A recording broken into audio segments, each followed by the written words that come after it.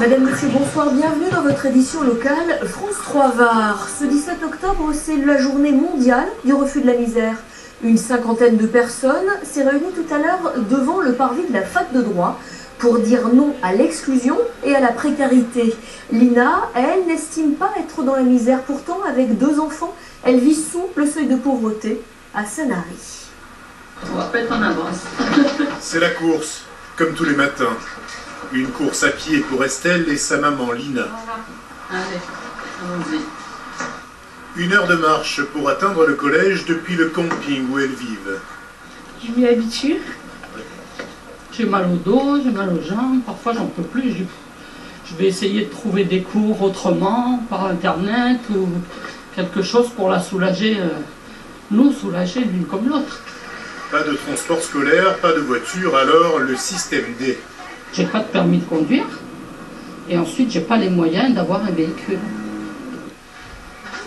En ce moment, Lina touche 830 € d'allocation chômage. Après avoir payé tous ses frais fixes, il lui reste environ 400 € par mois pour faire vivre sa famille. Faut que je fasse bien attention au moindre centime dépensé parce que avec 2 enfants à charge. Il y a 2 ans, son mari est parti vers Tahiti et les Cocotiers, laissant Lina, Jérôme et Estelle à Sanary avec une dette de 4 500 €. Plus possible de payer le loyer en centre-ville, la famille trouve alors refuge au camping du Val d'Aran.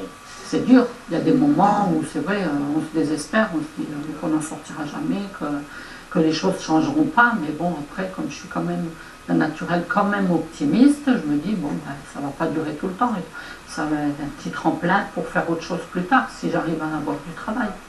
L'espoir malgré tous les nuages, car la situation ici est précaire, le camping vient d'être vendu, et Lina n'a toujours pas de réponse à sa demande dans le cadre du droit au logement opposable. Le rosé s'exporte de plus en plus dans la Belgique. En 20 ans, plus 50%. Le Conseil interprofessionnel des vins de Provence et le Conseil général du Var accueillent en ce moment même une délégation de 5 des plus gros négociants belges. Au programme, visite de domaine. Vous allez voir une sorte de speed dating. 15 minutes pour convaincre, un speed dating arrosé pour séduire, et plus si affinité. La sélection est assez bien faite en fait. À ce niveau-là, il y a un peu de wallon, un peu de flamand. Donc ça, après, on verra. Ils sont 5 acheteurs belges, chouchoutés par une douzaine de vignerons qui n'hésitent pas à présenter leurs plus beaux atouts pour les inciter à passer à l'étape suivante. On n'a pas fini. Non, c'est très sympa. En tout cas, les vins sont très bons. Jusque-là, ça me plaît. Les premiers 3 vins ne sont pas bons ou pas notre goût. Bon, ça arrive comme ça. Donc, c'est bien, c'est bon comme ça. Parce que c'est bon pour les vignerons et c'est bon pour nous. Donc, c'est un win-win. Pas de temps à perdre, c'est que la clientèle belge pèse lourd. 1,6 million de litres, près de 20% des volumes de vin de Provence exportés partent vers la Belgique. Et même si le rosé est encore loin de détrôner la bière, il gagne chaque année en notoriété comme en part de marché. 4 à 5 mois d'interdiction de stade ont été requis tout à l'heure par le procureur de la République à Montpellier contre Olivier Missoup. Le Toulonnais était jugé en comparution immédiate pour violence avec préméditation, délibéré lundi prochain. Ce qui s'est passé, c'est que j'ai pris un coup de coude et j'ai répondu par un coup de poing, tout simplement. C'est peut-être une erreur de ma part de répondre avec un coup de poing assez fort, mais j'ai répondu par rapport à la teneur du couteau aussi. Voilà. Vous le regrettez? On regrette, bien sûr. L'élection du frontiste Jean-Paul Dispart en conseil général, annulée par le tribunal administratif. Le tribunal a suivi les conclusions du rapporteur public qui avait noté des discordances dans les listes d'émargement. Le FN fera appel de cette décision. Nous irons jusqu'en cassation s'il le faut, et si après la cassation valide l'annulation, chose qui n'est pas encore gagnée par M. Gilardo, bien évidemment, nous repartirons en campagne afin d'obtenir la victoire d'un conseil général Front National. Et maintenant, comme chaque lundi, votre page sport avec Eric Ambrosini. Bonsoir à tous, des résultats et beaucoup d'images à vous montrer. On commence avec le rugby. Cet essai de pénalité est symbolique. C'est devant que le RCT a gagné face à Perpignan. 4 essais, dont celui de Fabien Cibré qui conclut un mouvement initié par Johnny Wilkinson, entré à l'heure de jeu. 38-0 avec bonus offensif, le RCT est 4e du classement. L'exploit des handibasketteurs lillois qui ont battu Meaux, 13 fois champion de France, champion d'Europe. Menés, les Varois ont renversé la situation 74-71 au terme d'un match porteur d'espoir.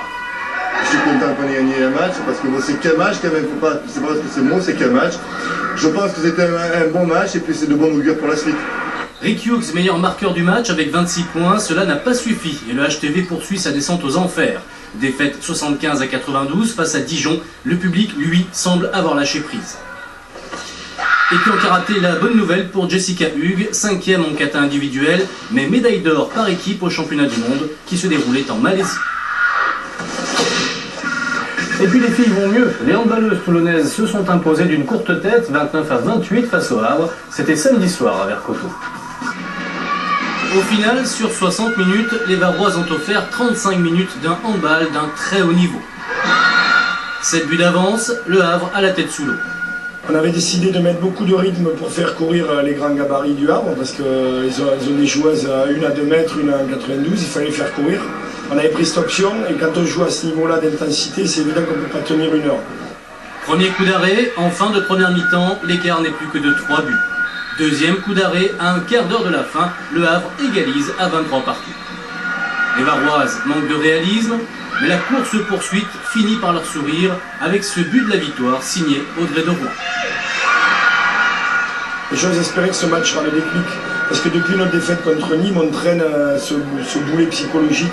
Les filles ont peur de mal faire, on a perdu 2 fois d'un but, j'espère que ça va nous libérer. Réponse dans 15 jours à Fleury-les-Aubrais. C'est sur cette victoire que se termine votre édition. Tout de suite, la météo et votre journal national. Quant à nous, on se retrouve demain à 19h18. Bonne soirée.